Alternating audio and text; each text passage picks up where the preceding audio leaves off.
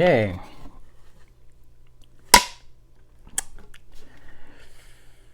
It's the SteinVentures 5. I forgot what I was going to say. Okay. We are going to show you a good time. Got my SteinVentures hat on. Okay, can we do it one more time? Let's go. It's the SteinVentures 5-year anniversary, and we're going to show you highlights of all of our trips throughout. Roll the tape. The world is our compass, wherever it may take us. Up some ancient steps of Machu Picchu to a crazy train ride in Sri Lanka. We want to experience something different. Something out of the ordinary. So join us on our adventures. Our SteinVentures.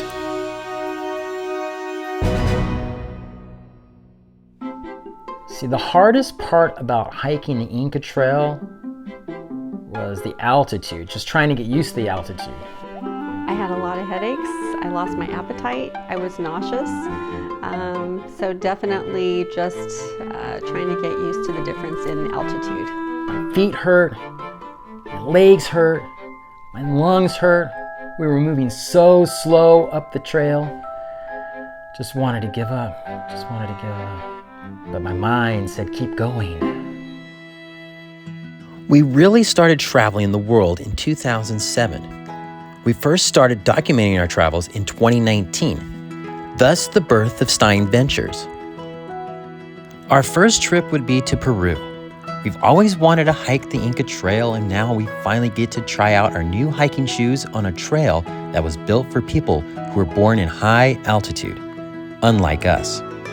Our goal was simple: survive a 4-day hike, no toilets, no shower, and a heavy backpack on our back. We ditched the pack after day 1, and by day 2 we managed to make it to the highest point of the trail, 4,215 meters high. And finally, after a slow and exhausting 4-day hike, we reached the ultimate prize, Machu Picchu.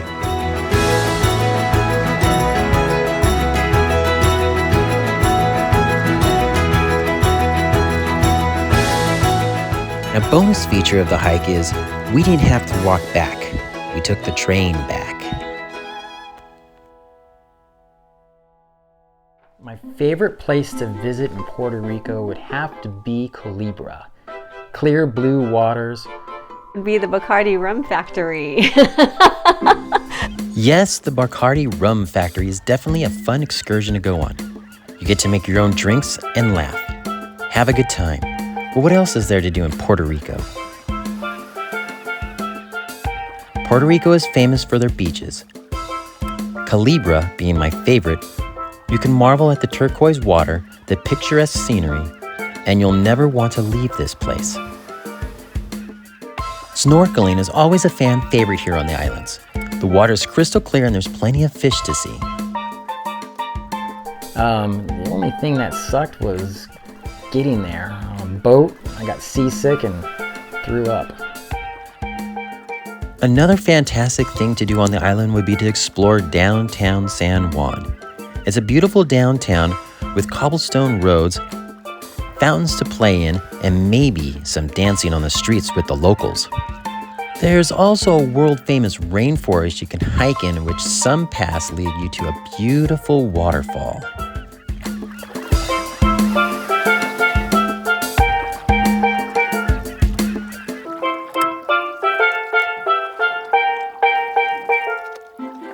We chose Sri Lanka because we used to watch this show called Departures, and they ended up going to Sri Lanka. It looked so cool and so fun and adventurous that I just had to go. I went with it because we've never been. We wanted to definitely experience a different culture, the different foods, and we most definitely did. And we discovered some foods that we have never tasted that we absolutely loved, and we discovered some foods that we got a chance to taste that I probably wouldn't taste again. But Sri Lanka was wonderful because of the people, number one, so kind, and then number two, because of their sambal, their coconut sambal. You definitely need to put this magical pear-shaped island on your must-visit list. We were surprisingly shocked at how much we loved Sri Lanka. One of the biggest highlights of our trip was climbing to the top of Sigiriya Rock.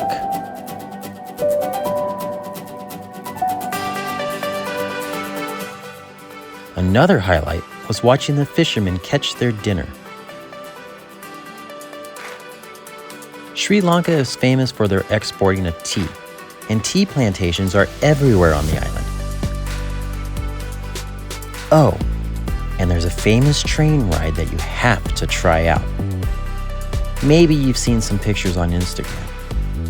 Hold on tight, because on this train, you can watch the scenery go by up close and personal.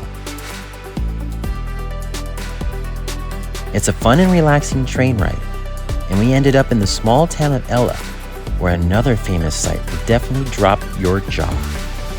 This is the 9-Arch Bridge. With a small 30-minute walk through the jungle, you will reach a piece of beautiful architecture that is hidden between lush green tea fields. It is allowed to walk on the bridge, and it's one of the things you must do in Sri Lanka. And speaking of things you must do in Sri Lanka, if you love wild animals in their own habitat, then Sri Lanka will delight your eyes with everything from wild deer to the majestic Asian elephant. A safari is a must when stepping foot into this country. Hopefully, you're as lucky as we are and you get to see tons of wildlife. There's so much to see on this island, so make sure you check out our 4-episode series and start planning your trip to this beautiful piece of Earth. You won't regret it. Yes, I do miss the Maldives. It was a fun place, fun to relax, going sailing. Of course I miss the Maldives. I dream of swimming in clear water all the time. Clear, blue ocean water where you can see the sharks. Yeah, feeding the sharks, but thank God that I wasn't the food. Maybe someday we'll go back. These fish are lucky. This is their home. The beautiful waters of the Maldives is definitely paradise. It was our paradise for 5 days. That means for the next few days, we can try and spot dolphins and sharks. There's plenty of them in these waters. And if you're lucky, you might be able to spot a frenzied shark feeding. We did, and it was a spectacular show. The Maldives was the perfect place to try some scuba diving for the first time. It requires one lesson and boom, you're in the water with your guide watching the fish watch you. I even got to see some turtles and stingrays. The resort we chose was Mercure Kudu, and it was perfect. An all-inclusive resort with terrific food and a beautiful shack above the water with your very own pool and escape ladder into pure ecstasy. This was definitely one of the best resorts we've ever stayed in. Oh, and one more thing. Your neighbor might want to get to know you a little better. They're harmless though, so don't be afraid of a little nibbling or two. Absolutely, I go back to Dubai. There's plenty of stuff to do, especially on a 2 or 3 day layover. You can go do a safari out in the desert, stay in the middle of the desert. You can visit all the markets out there. Shopping was fun there in Dubai, and I would also like to head up north to Ferrari World. So that's on my list. That would be south. Oh! Okay, south. Okay. I'm not the geography. You're the geography person. Not so long ago, this place used to be a wave of sand dunes crashing into the ocean.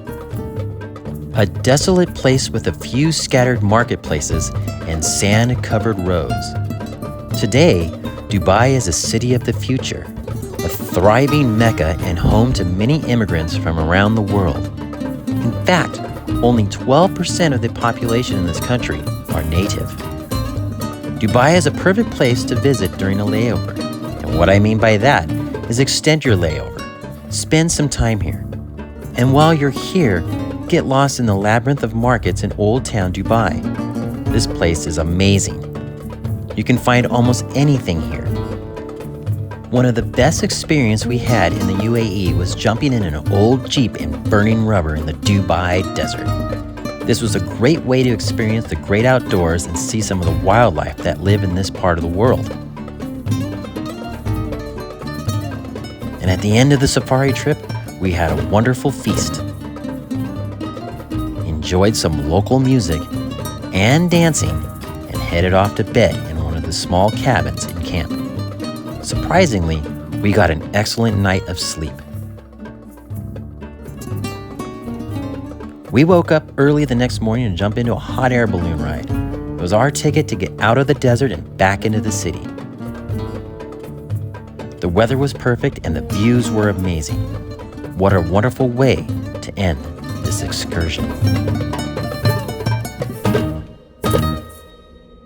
The hang gliding experience in Brazil was kind of terrifying at first. I didn't know what to expect, but once I got onto the hang glider and we flew off the cliff, everything just seemed to be okay. We didn't die. When we were running and we were almost out of ramp to run on, it was like, this is crazy, and then all of a sudden we just dropped, but then we flew out so gently and I felt like I was just floating on a cloud. So it was amazing. I would do it again in any country, anytime, any place.